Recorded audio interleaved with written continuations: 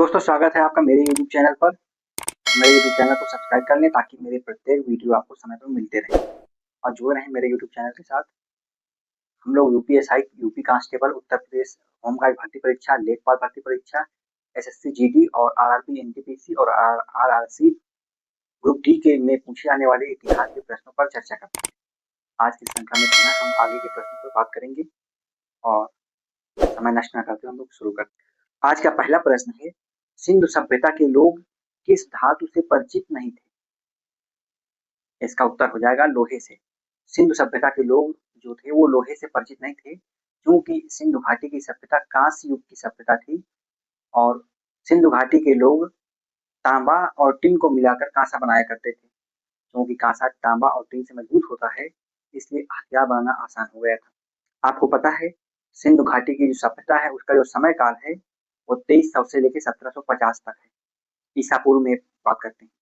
अगला प्रश्न है, मनुष्य ने खेती करना कब शुरू किया? इसका उत्तर हो जाएगा नवपाषाण काल में। नवपाषाण काल में लोग शिकार से आगे बढ़कर कृषि करना शुरू कर दिए थे और गेहूं, जौ, रागी जैसी फसलें, खजूर जैसी फसलें उगाना शुरू कर दी।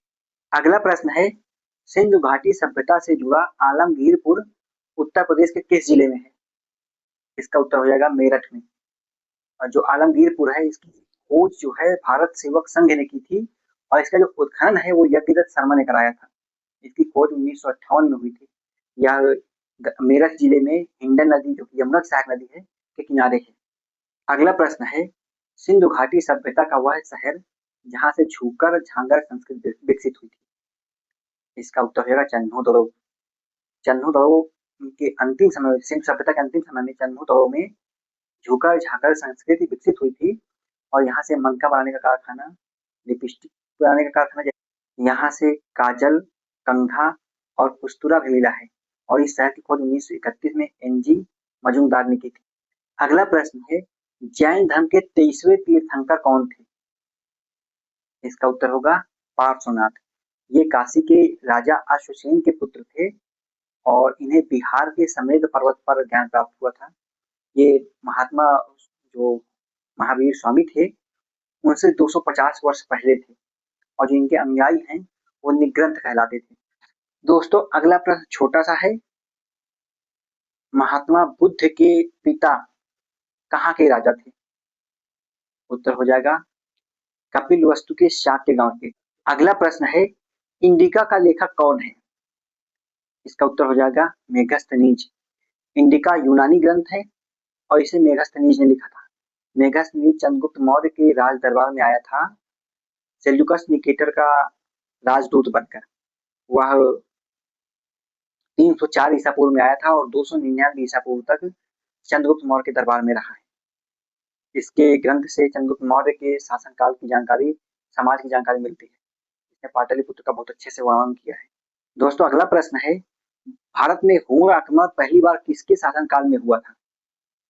इसका उत्तर हो जाएगा स्कंदगुप्त के शासनकाल में।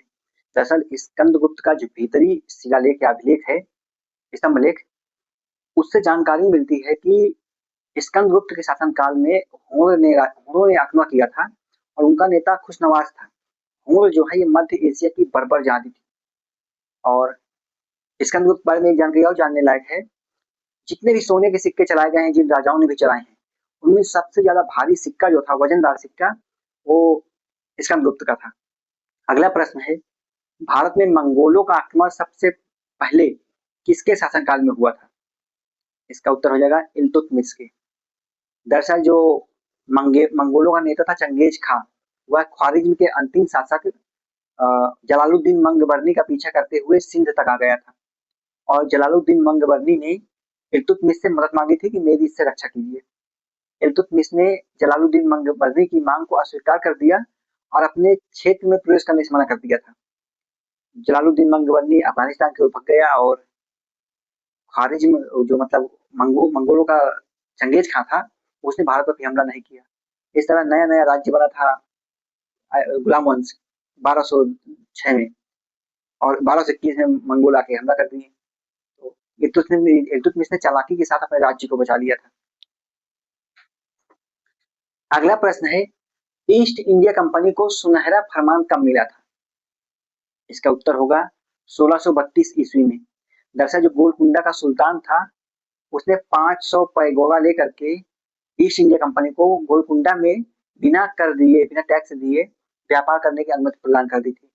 यह अनुमति 1632 में मिली थी और 1636 में पुनः एक आदेश के द्वारा इसकी पुष्टि की गई थी। अगला प्रश्न है, वर्नाकुलर प्रेस एक्ट को किस अगला प्रश्न है, वर्नाकुलर प्रेस एक्ट को किस वायसराय ने वापस लिया था? उत्तर होगा लॉर्ड रिपन ने। लॉर्ड रिपन ने 1881 में घोषणा की और 1882 में वापस ले लिया था। अच्छा, इसे वापस से तो लागू किसने किया था? तो vernacular press act Lord Lytton के समय में 1878 ईस्वी में आया था, जिसका भारतीय राष्ट्रवादियों ने जमकर विरोध किया था। अगला प्रश्न है, महात्मा बुद्ध ने अपना पहला उपदेश कहाँ पर दिया था? इसका उत्तर होगा ऋषिपत्तनम, सारनाथ, वाराणसी। दरअसल जब उन्हें बोध गया में ज्ञान प्राप्त हो गया तो वहां से पहुंचे बनारस। तो वाराणसी पहुंचने के बाद उन्होंने सारनाथ का जो ऋषिपत्तनम है, वहां पर 5 ब्राह्मणों को पहली बार उपदेश दिया था और ये ब्राह्मण उनके शिष्य बन गए थे। उसके बाद उन्होंने वाराणसी में बौद्ध संघ की स्थापना की थी। दोस्तों, इसी के साथ मैं अपना वीडियो समाप्त करता हूँ। मेरे यूट्यूब चैनल को सब्सक्राइब कर लें। मैंने अपने यूट्यूब चैनल का नाम का भाषा का माध्यम चेंज कर दिया है। पहले जो चैनल का नाम था @कहानी इतिहास की, अब नाम वही है, बस जो हिंदी में लिखा था उसे अंग्रेजी में कर दिया है ताकि सर्च करने में आसानी हो। मेरे चैनल को सब्सक्राइब अवश्य कर लें। धन्यवाद।